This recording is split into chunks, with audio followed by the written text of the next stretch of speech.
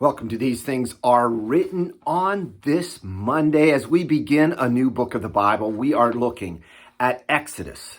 Throughout the next 8 weeks, we're going to be looking at a chapter a day. So I'm not going to read the whole chapter. I'm going to read parts of it that I'm talking about.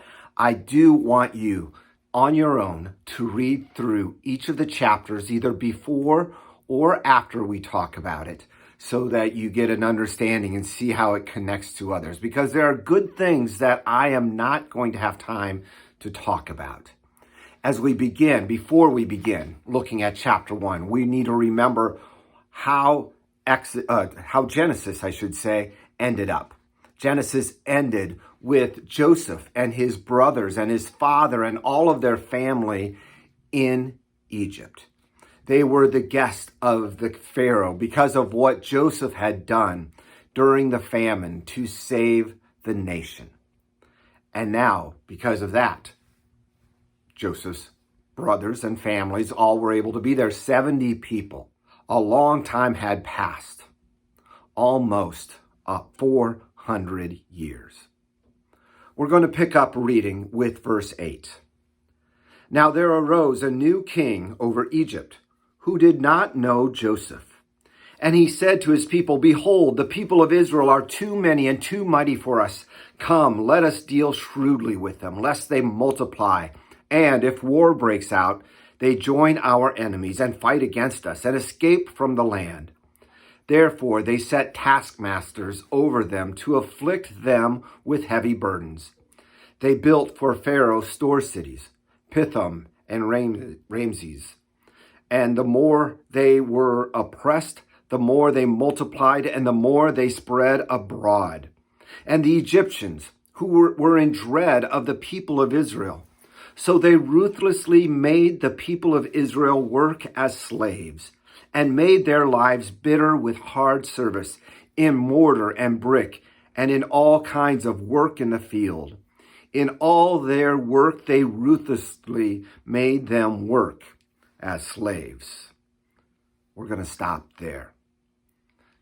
Who is the new king over Egypt who did not know Joseph? Well, over 400 years' time had passed. There were different dynasties that came in at different times. One of those was the Hyksos dynasty. That probably was not the one that Joseph had helped out. And it's not the one that ends up Moses going against, but it's probably the one who started these hard, oppressive acts, and what we'll read later on in the passage. But this Hyksos dynasty, it was a people actually not from Egypt, but from different Asia, who had come in and taken over Egypt, the lower Nile part of it, which is the part of the Delta. So that is under the control of the Hyksos. That's probably the ones who put these oppressive measures against the Israelites.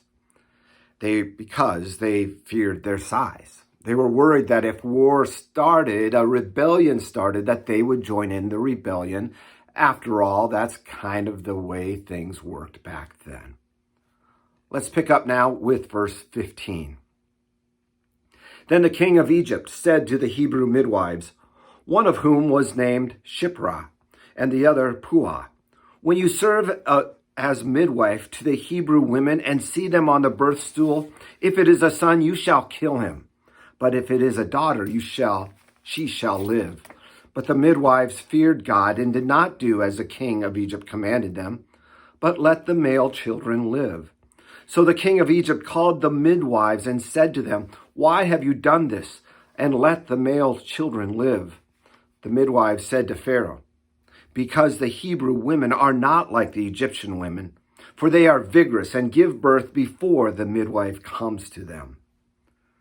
The king's plan was really genocide, wasn't it? To kill all of the Hebrew men, Hebrew boys as they were born, so that way he could control the population in a much better way. Enlisted the midwives, but the midwives said, no, we must obey God rather than man in so many words, they feared God and did not do what the king commanded because of their fear of the Lord.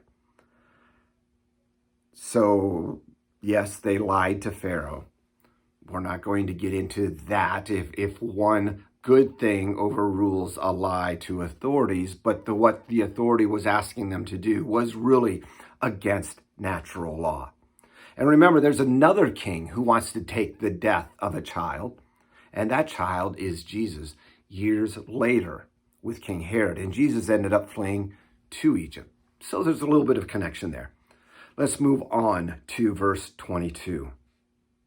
Then Pharaoh commanded all his people, "Every son that is born to the Hebrews you shall cast into the Nile, but you shall let every daughter live." If Hebrew boys were to be found, they would be drowned. Pharaoh is trying to continue in this exterminating way of life. As we look at this, it's a reminder that as God's people, then and now, things won't always be easy. Things won't always be great. There will be times of struggle and difficulty as we go through this life. It was good for Joseph and his brothers and father, but yet over the years it became hard and difficult. Same with us.